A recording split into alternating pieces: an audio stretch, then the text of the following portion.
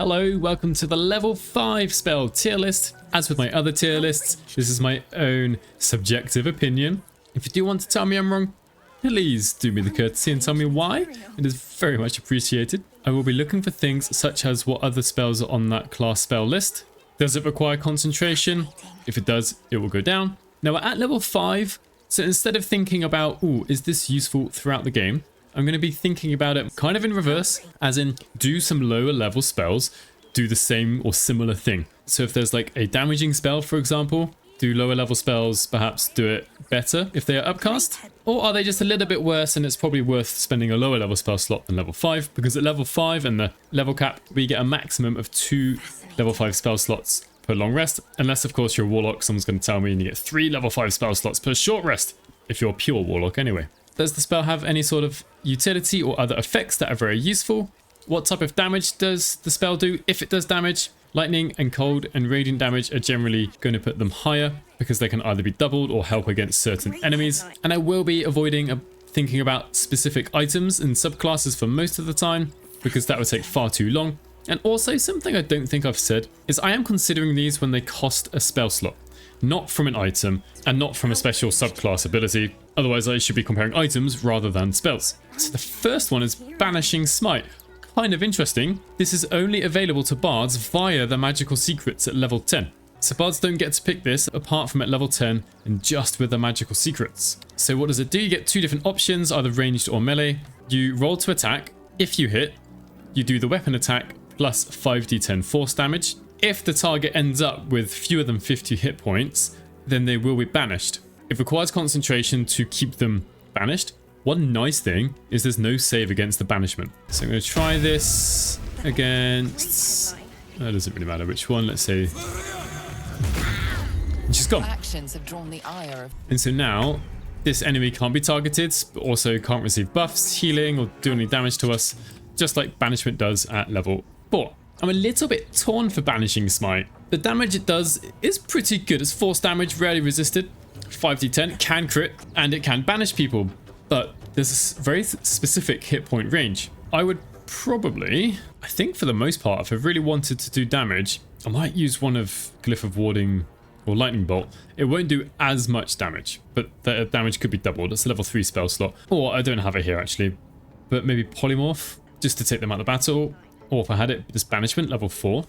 I do like the effects that we can send someone away.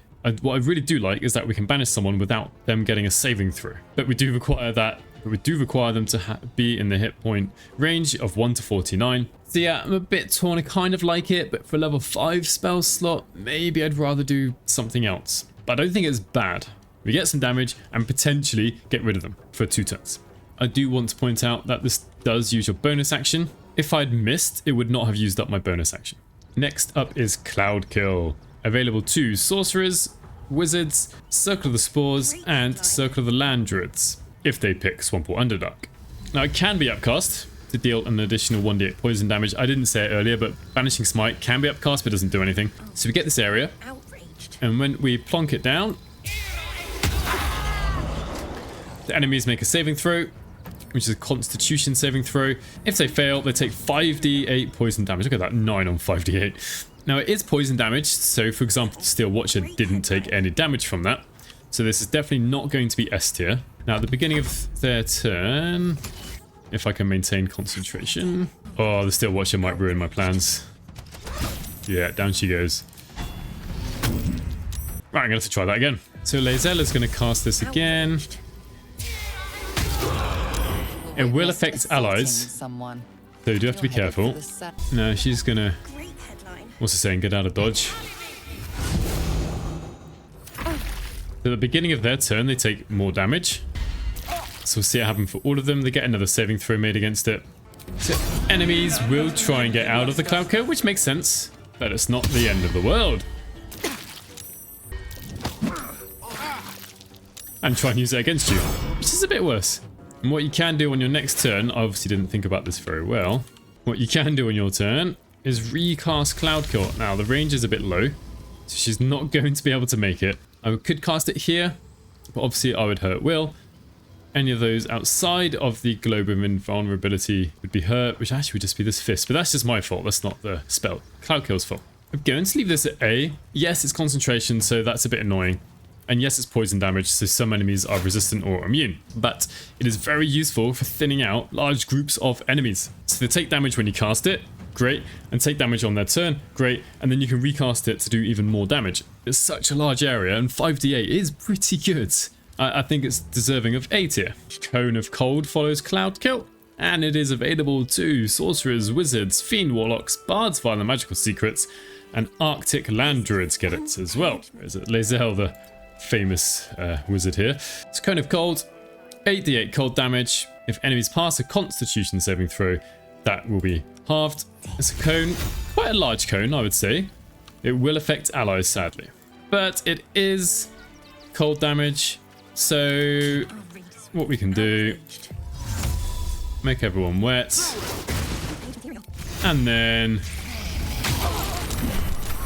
we do that, and we'll find one of them died already. The others are very nearly dead. Simple, effective. It's an evocation spell, so if you're an evocation wizard, then you don't have to worry about your allies. Deals damage, and it can be doubled with the wet condition. What isn't to like? Next up is Conjure Elemental. This is available to wizards, bards via the magical secrets, druids, and warlocks if they pick the Minions of Chaos Eldritch Invocation. So the spell can be upcast. And I keep forgetting, Cone of Cold can be upcast for an extra 1d8 cold damage. So if you cast it at level 5, you get a normal elemental. There are 4 different types.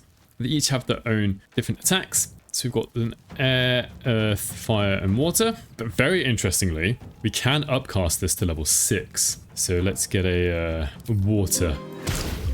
Myrmidon, if that's how you pronounce it. Myrmidon. And so, for example, this Myrmidon can heal everyone within range. That does include enemies, but it does also make them wet, which means you might be able to use a cold or lightning spell on them to kind of overwrite any extra damage you do to them, such as with chain lightning. And next turn, for example, this water Myrmidon can do the same thing again. The wet condition does only last for 1 turn. Some of them have got it for 3 or 2 there, but usually it is just 1 turn. Straight up to S tier. The conjure spells don't require concentration, and we've got loads of different options. And when you can upcast it, and I don't think any lower level spells can actually really do the same job as Conjure Elemental. It's an amazing spell. Contagion is next, which can be learnt by clerics, druids, and bards via their magical secrets. It's got a few things going on this spell. So first of all, there are 6 variants. Each one is linked to one of the attributes. So we've got wisdom, strength, charisma, and so on. If you target wisdom, the enemy can be blinded, and they have disadvantage on wisdom checks and importantly saving throws. For strength, disadvantage on strength checks, saving throws, and attack rolls that use strength. For charisma, looks really cool, right? It's afflicted with vulnerability to all damage. Sweet. For intelligence, they become befuddled. So a bit like being confused, basically. Can't control its actions and wanders around without direction. For dexterity, disadvantage on checks that use dexterity, basically, and attack rolls. And lastly, constitution. When they're hit, they can become stunned, and disadvantage on saving throws for constitution. They all sound pretty good. I'm going to go with the stunned one. Let's go for constitution. So you have to make an attack roll to actually hit the enemy. And they get contagion, poisoned. Stage 1. So at the moment, they have disadvantage on attack rolls and checks. That's okay, I suppose. Each turn, it must succeed a saving throw, or the poisoning will worsen. On 3 successes, it recovers. On 3 failures, it contracts a disease. Alright, so I'm gonna have to wait a few turns to see what happens. We can't upcast it to do anything extra. So we'll see this enemy. Should have disadvantage on this attack roll. Yeah, disadvantage there. Awesome. Now let's go and check. So they failed their saving throw.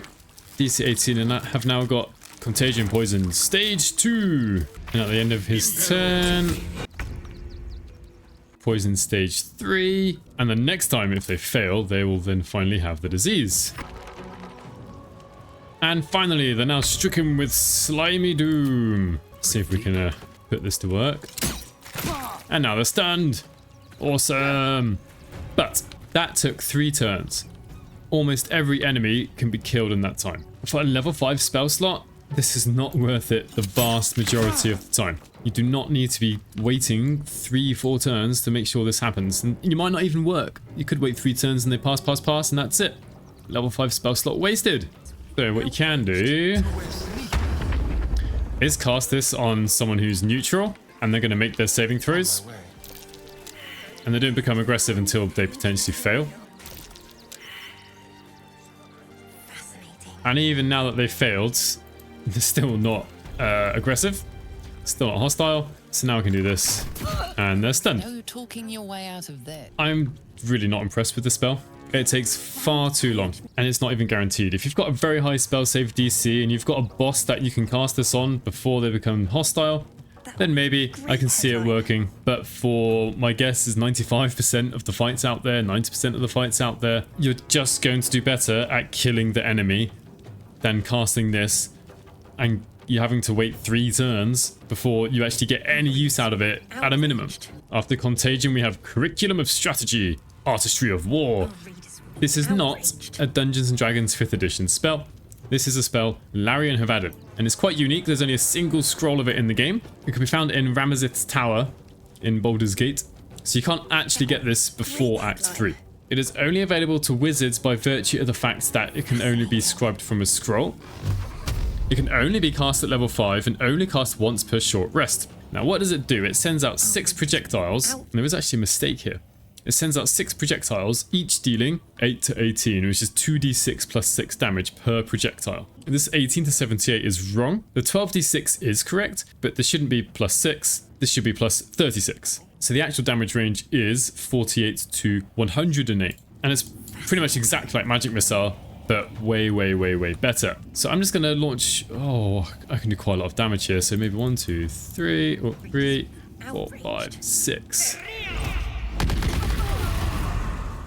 Now I split that up. Maybe I shouldn't have split that up. Now, all of these can be linked with the Spellmite gloves that Will has currently got on. Any bonus you can give to Magic Missile, you can give to Curriculum of Strategy, Artistry of War.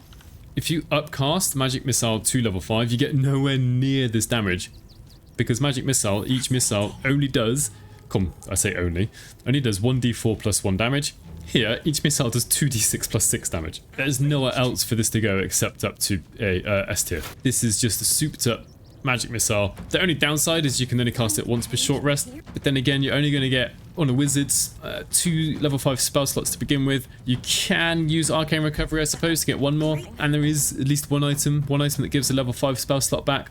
Destructive Wave is next, which is quite a rare spell to have. It's only available to Tempest and Light Domain Clerics, no one else. So you get 2 different variants. Either one variant that does necrotic, 5d6 necrotic damage plus 5d6 thunder, but the other variant does 5d6 radiant instead of necrotic. I'm probably going to go with radiant. Probably all the time. So got this AoE. One lovely thing is it does not affect allies. So not only does it do damage, but you also knock enemies prone. In fact, I killed 2 people with it in that one go. The saving throw is actually for halving the damage, not for resisting being knocked prone. The only reason the Steel Watcher wasn't knocked prone is because they're immune to being knocked prone. So this spell not only does damage in an area of effect, it doesn't affect allies and automatically knocks people prone, which is really good because then allies will have advantage on attack rolls from within 10 feet, and also they have disadvantage on dexterity saving throws, which could be good potentially for another spellcaster. I don't have it here, but I know Chain Lightning, for example. That's a high level spell, but you know. I'm torn between A and S for this. This is a very, very good spell. The only thing I dislike, or not dislike, the only thing I think could be better is if the prone condition lasted longer, or if there was a way to keep doing damage on subsequent turns. It doesn't require concentration, but compared to Insect Plague, which has some other things going for it as well, if you can have an enemy take damage from this just for 2 turns, that's as much damage as... It's going to be about the same sort of average as Thunderwave has done. Destructive Wave has done, not Thunderwave. Don't get me wrong, I think this is an awesome spell, but it just doesn't quite get up to S for me. Next up is Dethrone. This is very, very similar to Curriculum of Strategy, Artistry of War, in the sense that we get it from Ramazith's Tower, and it's just a scroll, so only wizards can learn this, and it's a Baldur's Gate 3 unique spell. So you can cast this once per long rest, it can't be upcast, The enemy makes a Constitution saving throw. If they fail, they take 10d6 plus 20 damage. If they succeed, they take half the damage. So let's use it here. 54 damage. This is awful. I'd much rather use Curriculum of Strategy, Artistry of War. Let's keep that one alive. And be guaranteed to do pretty much more damage. It's necrotic damage, which can be resisted or some enemies are immune to, and it's once per long rest. Maybe for some items or maybe the necromancy subclass or something, it's fine. It's bloody awful. Like, when we've got these two spells, there's almost zero reason to take Dethrone when we've got the Artistry of War spell up here. And this, you can even spread the damage out across multiple enemies. Down here, you can target a single enemy, and for a level 5 spell slot, please, this is not enough damage. Nowhere near enough damage, especially since we can only cast it once per long rest. It's just, I think, for Larian, of all the spells they added, they missed the mark with this one. Dispel Evil and Good is up next, which is only available to clerics. Aberrations, Celestials, Elementals, Fae, Fiends, and Undead have disadvantage on attack rolls against you. You can also break enchantments that charm, frighten, or possess allies. Hang on a second. Protection from evil and good. So, target can't be charmed or frightened or possessed by them, by any of these types of enemies. And when the creatures attack it, they have disadvantage. Now, the one difference is that Dispel Evil and Good can actually break these enchantments, whereas Protection from Evil and Good protects you against them. You know, prevention is better than cure and all that. But, I mean, I haven't actually used this. I'm not saying that is useless. It probably says more about me than it does about the spell. But I find a long rest cures most things, or just killing people cures most things. There will be some fights where this is useful, where enemies might be possessed. There are some in Act 3, I suppose.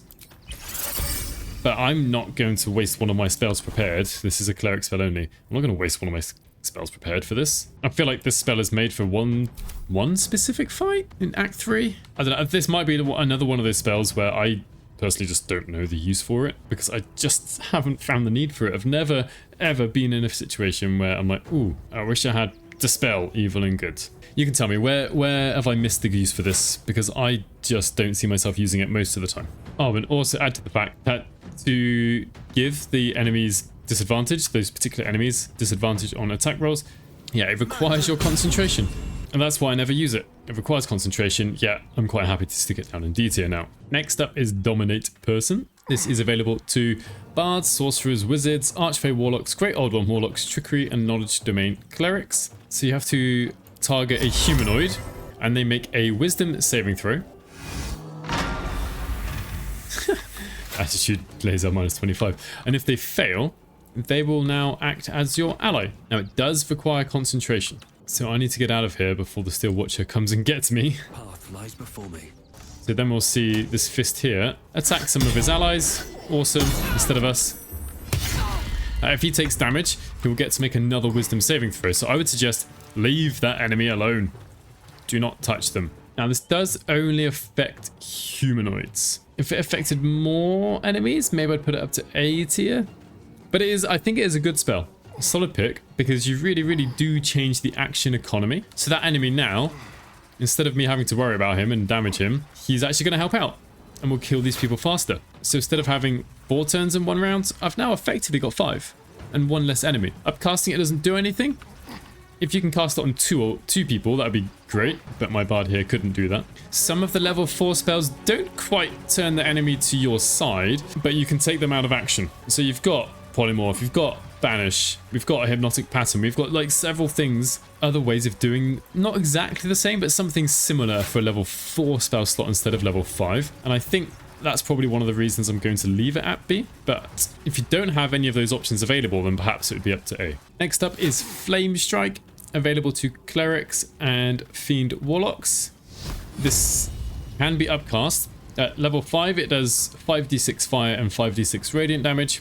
At level 6, it's an extra 2d6 damage. This is the equivalent damage of a level 5 fireball. However, there are some differences. One, there's 2 different sources of damage, both the dexterity saving throws. 2 different sources of damage, which does mean it forces like 2 concentration checks. And if you've got any damage riders, any other damage going on top of any damage you already do, it will affect both, which is actually a benefit. You don't need to have a direct path for Flame Strike, it just comes down. But the radius is a bit smaller. Nice. And the thing is, most of the subclasses that get Flame Strike do not get Fireball. Light Domain Clerics do and Fiend Warlocks do. Light Clerics also get Destructive Wave, which I would say Destructive Wave is clearly better than Flame Strike. It's the same damage, but it does Thunder and potentially Radiant, which are both better than fire damage, and knocks people prone, and it's a larger area, and it doesn't affect allies. For the other subclasses who don't get Destructive Wave, Flame Strike will be more useful, but with Destructive Wave here, and potentially a level 5 Fireball for a couple of subclasses, I don't think I can place this any higher. Again, it's not a bad spell, but there are better alternatives. Greater Restoration is next, and before I carry on, I just want to say that until now, I was recording during patch 3, Patch 4 has come out and I've continued recording, so there might be some changes, but I don't think any of these spells have been affected. Anyway, Greater Restoration is available to Bards, Clerics, and Druids. And what does it do? Touch a creature and negates any charm, petrification, stun, or curse afflicting it. Now, I'm kind of very disappointed by this spell, because Charmed can be negated by Calm Emotions, a level 2 spell. Petrification, we do have some Basilisk Oils around in the game which can do the same thing. Plus, I've never found many people to be petrified anyway. Stun, I haven't found anything else to get a character out of stun, which, so, you know, it works there. Or Curse, well, we've got a level 3 spell called, well, Remove Curse, and Clerics and Druids can also prepare that at any time. And in the middle of a combat, it depends a bit, but I probably don't want to use a whole action to remove stun from someone and a level 5 spell slot. I'd rather use my level 5 spell slot to, let's see, Flame Strike, or, well, in this case, Destructive Wave, almost certainly. I'd rather kill an enemy than use an action to get one of my characters to have an action. If said character that was stunned was a very high damage dealing character, then maybe,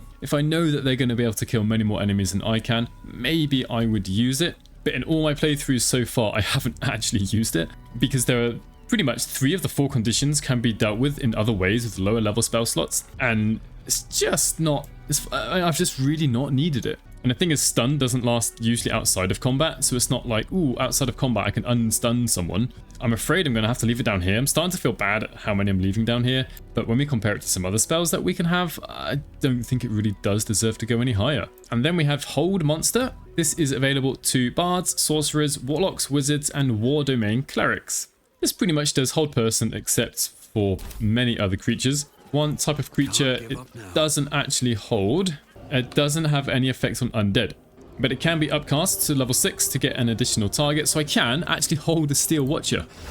Bad behavior caught this guard's eye. And just in case you were unaware, all attacks from within 10 feet are always critical hits, so what you can do, I'm not saying you should necessarily do this, I just want to check necrotic damage, good. You could upcast inflict wounds up to level 6, maybe. Get an automatic critical hit. I'm sure there are many other things you can do instead of that, but just want to show it off. Anything with an attack roll can get a critical hit from within 10 feet. I'm struggling between S and A. The main downside is it does require concentration to keep this going, but I'm going to put it in A, I think. I'll put Hold Person in A. The reason I'm a bit reluctant to do that is because it requires a level 5 spell slot, and it does only affect a single enemy. But if you're willing to use a level 6 spell slot, I guess you could affect 2 enemies. You can twin this. And at high levels, the Enchantment School, I think, can actually affect 2 enemies with this instead of just 1. But holding an enemy is really, really strong. You take them out of the turn order. They have to make a Wisdom saving throw. And they do get to make a Wisdom saving throw every turn to get out of it. But by the end game, I would hope your spellcasters have a very good spell save DC. And then we have Insect Plague, available to Clerics, Druids, and Sorcerers. So you get an area of effect, quite large, actually. Pretty good area. And it does 4d10 damage, although if you upcast it, it will do 5d10 damage. It makes the area difficult terrain, and it imposes disadvantage on perception checks. I don't know if enemies actually make perception checks. Maybe when they try to locate a hidden person, they will. But let's see it in action. We witnessed assaulting someone. The enemies do obviously try and get the way out of it. So we got some damage done. Now, lots of enemies either pass their saving throw or have got resistance against it. But when they fail, 4d10 is respectable. So what we can try and do... Go on, Lazel. There we are. And it says succeeded on a saving throw against Insect Plague, and the DC there was 14, whereas originally DC 18, which does seem a little bit bugged at the moment. It's difficult terrain, so very much slowed down. Yeah, the DC seems to be set at 14, which is a bug. It should be 18 because the caster had it at 18 before. Concentration broken, sadly. I think in its current state, as of patch 4, because of that bug, DC 14, by the time we get this at level 9, most enemies will pass that, not all, but most. Had it not had that bug and the DC was what it should be at 18, I'd probably leave it at B. It does require concentration, which doesn't help, and it does affect allies, unlike Destructive Wave up here. If you can keep enemies inside it, you've got a good place to cast it. Actually, it can go up. It is a bit dependent, as I've shown with some other spells and other videos as well. But with the current bug, I don't think it's worthy of being higher than C tier. Next up is Mass Cure Wounds. Available to bards, clerics, and druids. So what does it do? Unleash a soothing hum of energy, right? So you heal up to 6 targets. It must be allies, you can't heal enemies. But why would you want to do that anyway? But you cannot heal neutral characters, interestingly. You get to choose who it goes on. So you have to click the targets manually. And if you upcast it, it's an extra 1d8 healing. It does normally, 3d8 plus 5 healing. For a level 5 spell slot, do you know what? I don't think it's enough healing. Yes, we can have some items that affect it, but do you know what? If you want to heal allies and have the effects, I'd rather use Mass Healing Word to get people up. I'm sure some of you do use and have used Mass Cure Wounds to really get you out of a tight spot. But in general, healing during combat is just not as effective as killing enemies and stopping all future damage from that enemy in the first place. For me, this is another C tier spell. There might be some niche uses, I'm sure with Life Clerics, actually be very good, because they get to add an extra 10 hit points to that, and that actually does make it quite a lot stronger. If you want to heal outside of combat, take a short rest or long rest, I would suggest, or Prayer of Healing for a level 2 spell. It's good maybe as an emergency backup, but if you want to, as I said earlier, if you want to give out the buffs from the items for healing, I would use Mass Cure Wounds instead. Enemies here are doing way more damage than what I just healed. 27 damage, 19 damage, and I healed as much as one enemy's single action, and using my action to do it really isn't worth it. Next is Planar Binding, which is available to bards, clerics, druids, and wizards. So you target a celestial, elemental, fey, or fiend, and pretty much it's the same as Dominate Person, but for these particular enemy types, or character types, NPC types. So let's do it on the water elemental. Obviously people aren't very happy about this, but now the water elemental is on my side. I'll skip to its turn, so it will act in my favor on its turn.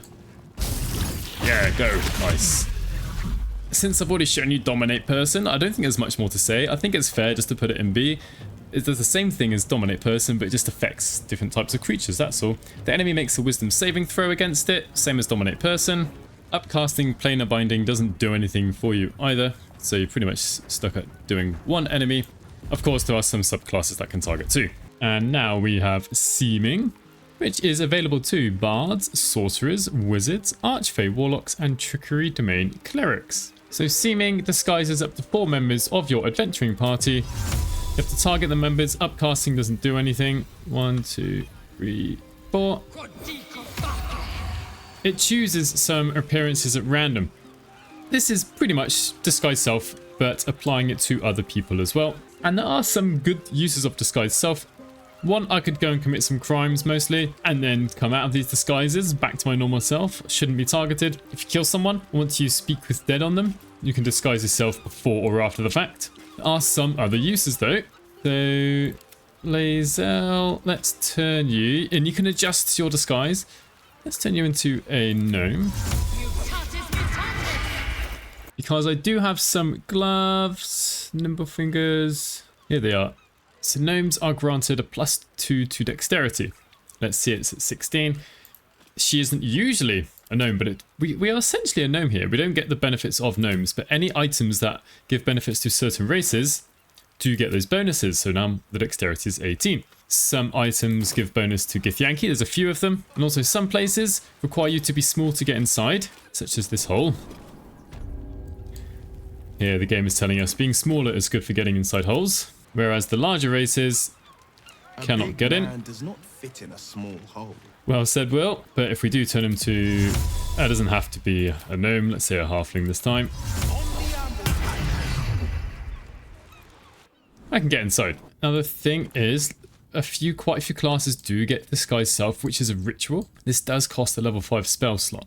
You will be using this outside of combat, as I don't really think there's much use inside of combat unless you really want to get through a hole somewhere. I don't think there are many combats with holes right next to where the combat is. But on the flip side, not every class gets access to Disguise Self.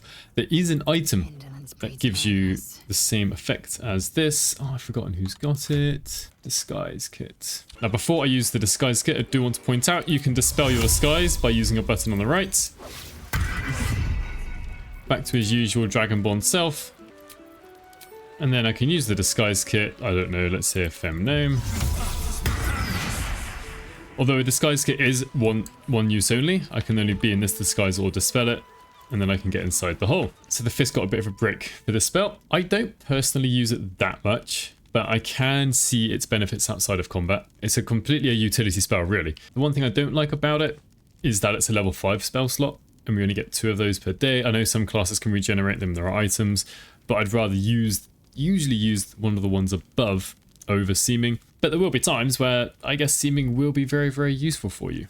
Knights of the Seelie summon. Deva is up next, and this is only available to wizards. Same reason that Curriculum of Strategy, Artistry of War, and Dethrone are only available to wizards, because it's only found on a single scroll in the game. And once again, it is from Ramazith's Tower, down in the basement, down inside the vaults.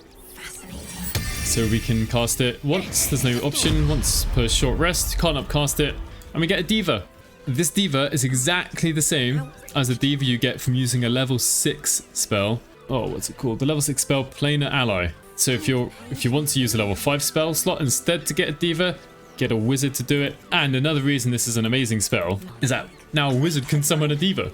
That's not usually what wizards can do. So what can the Deva do? Well, its weapon attack does 1d6 plus 4 plus 4d8 radiant damage. Cool stuff. It can fly. It can revivify you. Wizards now have a way to revivify people. It's got massive wings. That's a bonus, right? So it can fly around, which is always useful. And it can use Wrathful Smite, Concussive Smash, 136 hit points, armor class of 21. Pretty good for a summon. They have now permanently armed all Devas, so we can't steal these ones quite so easily. So yeah, pretty useful. Oh, miss. Violence hasn't gone unnoticed. Ha, gets to go first. But he's used his action already. Anyways, straight up to S tier.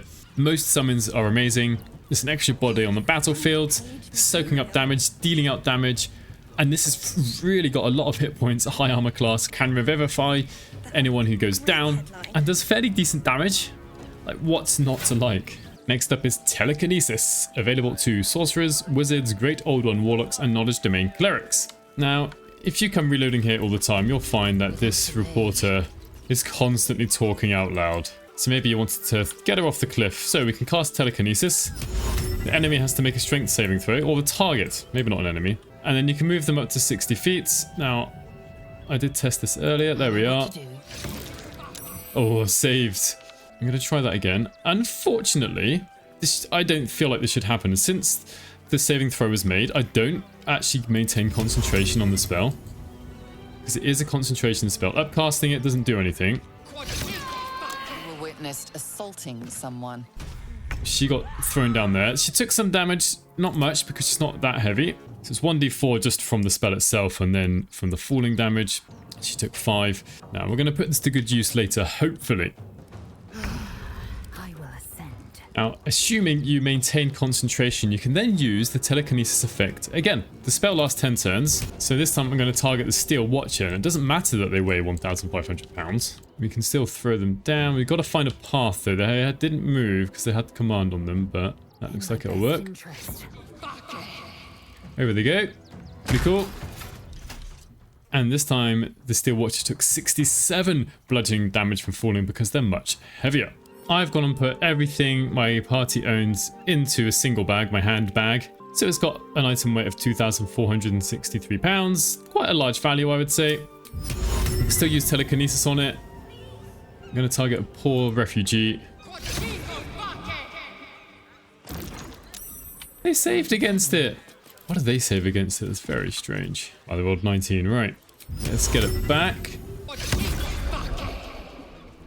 Get over here. Send it back in.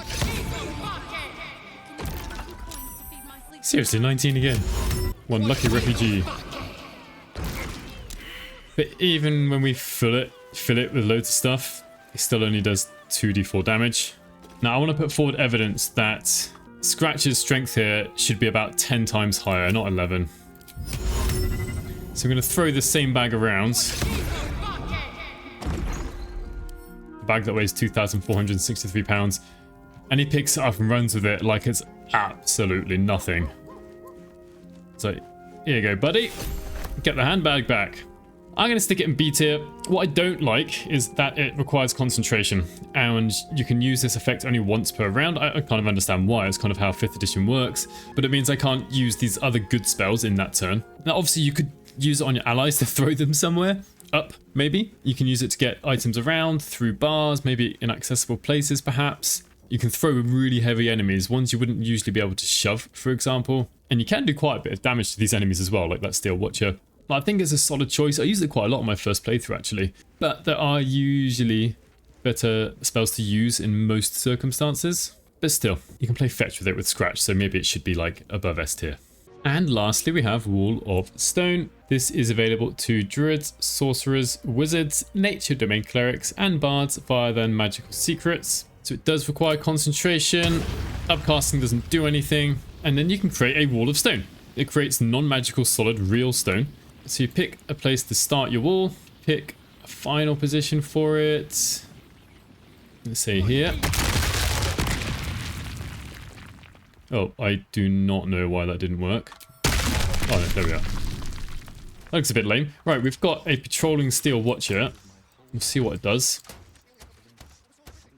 And actually now, it's decided, do you know what? I can't go down on the rest of my patrol, which is usually down here and back. And it's just going to patrol up and down. So you can use it to kind of enclose enemies, but you can't just do that anywhere. If they can walk around a wall of stone, I'm sure enemies will.